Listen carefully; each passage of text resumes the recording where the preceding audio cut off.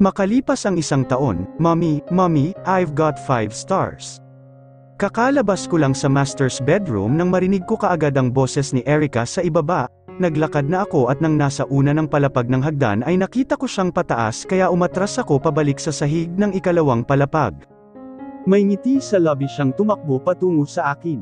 Mommy, I've got 5 stars. Anito saka ipinakita ang braso na may 5 stars. Ngumiti ako bago lumuhad sa kanyang harapan. Hinawakan ko ang kanyang magkabilang pisngi saka siniila ng isang halik sa noo. That's my girl. Mag-aral kang mabuti dahil magagamit mo yan paglaki mo. Hindi palaging nandito si Mommy and Papa Guillermo para suportahan ka. So, mag-aral ka ng mabuti, okay? Sunod-sunod siyang tumango. Where's Papa Guillermo? I haven't seen him.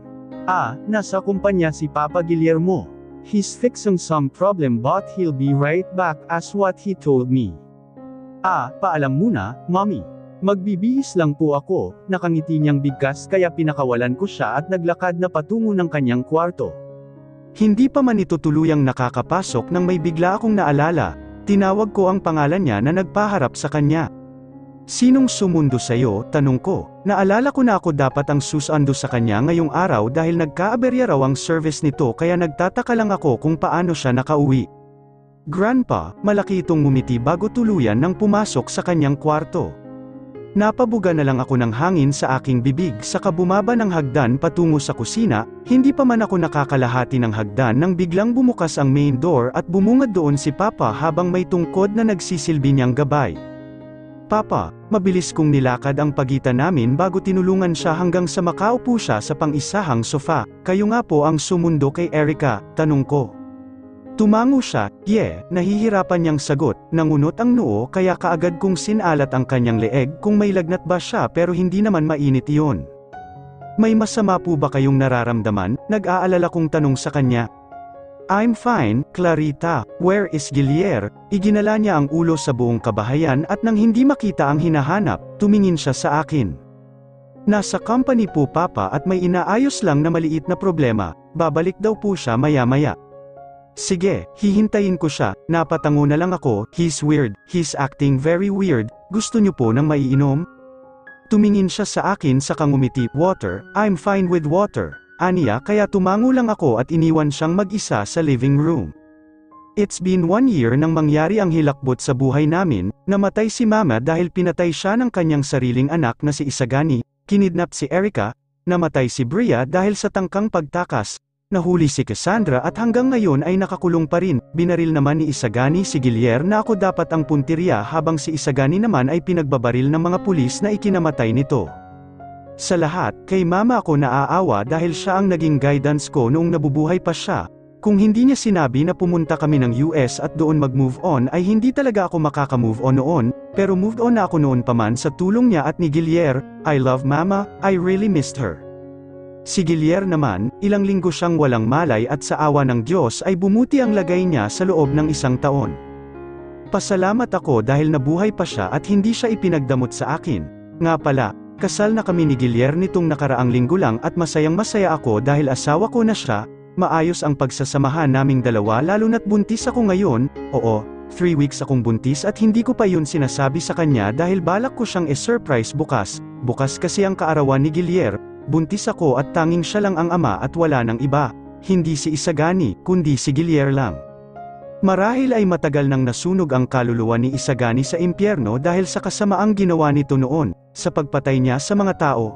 Si Cassandra naman. Hayon, 1 taon nang nakakulong at paminsan-minsan ay dinadalaw namin ni Mama. Kapatid ko pa rin si Cassandra kaya ginagawa kong dalawin siya. Hindi man siya namatay katulad ng nangyari kay Isagani. Marahil ay kapalaran na ang pumili noon sa kanya na hindi na muna siya mamatay kahit na nakapatay siya ng mga inosente. Ang daming nangyari noon at talagang hindi ko yun maialis at maiwaglat sa aking isipan dahil rumehistro na sa akin ang mga iyon noon pa man, hindi kalimulimot at talagang tumatak sa aking utak. Nang makakuha ng tubig ay kaagad akong bumalik kay Papa saka iniabot sa kanya ang 1 basong tubig, kaagad niya iyong kinuha at lumagok ng ilan bago ipinatong ang baso sa center table. Papa, kuha ko sa atensyon niya, oo, I have something important to tell you, nakangiting sabi ko habang magkasalikop ang mga kamay ko. Spill it, hiya, nakangiti niyang saad, I'm pregnant, I'm 3 weeks pregnant. Nakangiti kong sabi na ikinasilay mula sa kanyang bibig ang malapad ng ngiti. God, for real, God, magkakaapo ulit ako, I'm so happy and by the way, congratulations. Hindi ko sinabi kay Gilier ang tungkol dito, sabi ko, I wanna surprise him tomorrow is his special day, his birthday, sasabihin ko sa kanya na buntis ako bilang regalo sa kanya. Sunod-sunod na tumango ang matanda, that's good idea, Clarita. Ideya, anong ideya? Mula sa may pinto, isang lalaki ang nakita kong nakatayo roon, nakakunot ang noo nito at naglakad na papalapit sa living room. Yes, it's Gilier. Wala yun anak, pwede ba tayong mag-usap, without Clarita? Tumango lang ako kay Papa. Bago lumayo, ginawaran ako ni Gilier ng halik sa lobby bago bangulong. Ipagpatuloy natin ang ginagawa natin kanina. Then he licked my earlobe. Kaagad na tumayo ang mga balahibo ko dahil sa sinabi niya. Walang salita akong umalis sa kanyang tabi at umakyat patungo sa aming kwarto. Mukhang seryoso at importante ang pag-uusapan ng dalawa para hindi ako pwede roon, ano kaya yun ang weird kasi. Dumating na ang kinabukasan, it's Giller's special day, sinabi niya sa akin na huwag nang mag-party kaya sabi niya ay kakain na lang kaming tatlo sa restaurant, ayos naman sa akin yun. Nasa restaurant kaming tatlo habang tahimik na kumakain, it's time to tell him that I'm pregnant, ibinaba ko ang kutsara at tinidor saka kinuha sa aking bag ang mga copy ng ultrasound, sunod-sunod akong lumunok saka kinuha ang atensyon ni Gilier na abala sa pagkain. Gilier, tawag ko, umangat ang ulo niya na may ngiti sa kanyang labi, yes? I have something for you, iniabot ko sa kanya pabaligtad ang mga ultrasound ko nitong nakaraang araw. Nakakunot ang noo ni Gilier na tinanggap iyon bago binaligtad, noong unay simpleng arko lang ng kilay niya ang sumilaay pero sa dalawang pagkakataon ay napanganga na lang siyang tumingin sa akin. Talaga, are you for real? Hindi ako nagsisinungaling, oo, buntis ako, Gilier. Dahil kita ko sa mukha niya ang saya, tumayo siya sa pagkakaupo saka nagsisigaw at tumetalon pa na mukhang baliw sa kalsada. Yes, my wife was pregnant, yes, nagsususuntok pa siya sa hangin habang tumetalon, kitang-kita ko sa mga mata niya ang saya. Yes, my wife was pregnant, sigaw niya pa. Wala siyang pakialam kung nakatingin sa kanya ang mga taong napapalibutan namin basta masaya siya. Tumigil ka na nga, Gilier, inangat ko ang aking kamay at umaksyon na umupo na. Kaagad niya yung ginawa at masaya kong tiningman, are you pregnant talaga, hindi ka nagbibiro? Kailan ba ako nagbiro, Gilier, tama siya, Papa Gilier. Mommy was pregnant, ani Erica na lalong nagpangiti kay Gilier. I'm so happy dahil magkakaanak na rin tayo sa wakas na tayo mismo ang gumawa, I'll promise you na aalagaan ko kayong tatlo, I won't leave you forever. Hinawakan niya ang kamay ko at kay Erica saka iyon marahang minasa masahe. Masayang masaya talaga si Gilier. Masayang masaya rin ako dahil nasa piling ko siya ngayon. Ito ang pamilyang inaasam ko noon pa man, na perpekto at walang maghihiwalay. I love you, Clarita, nakangiting wika ni Gilier sa kahinalikan ng aking kamay, tumingin naman siya kay Erica, I love you too, Erica, at hinalikan niya rin ang kamay nito na hawak-hawak niya. Mahal din kita, Gilier, mahal din kita, Papa Gilier. Sabay pa naming saad ni Erica habang nakangiting nakatingin kay Gilier, with him, pakiramdam ko'y safe kami ni Erica sa mga kamay niya. Isa ito sa dahilan kung bakit ko siya minahal at iyon ay ang pagiging responsable niya. Kakaisang taon lang ng bunso namin ni Gilier nitong isang buwan, si Erica ang panganay habang si Emma naman ang bunso, ang nooy ipinagbubuntis ko. Masaya talaga ako sa piling ni Gilier, napakasaya ko. Nakaupo ako sa sofa habang nagbabasa ng magazine, si Eman ay naglalaro sa sahig habang si Erica naman ay nagbabasa ng libro. Tahimik lang kaming tatlo hanggang sa bumukas ang pinto at bumungad doon si Gilier na may dalang isang bagkos na kulay puting rosas.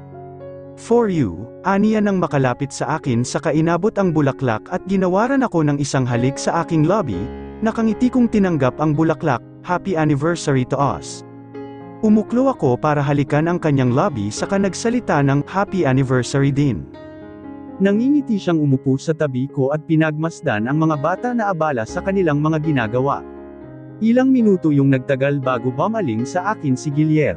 Gusto ko pang dagdagan sila, hehe, matawa-tawa niyang sabi, natawa ako kaya hinampes ko ang matigas niyang dibdib.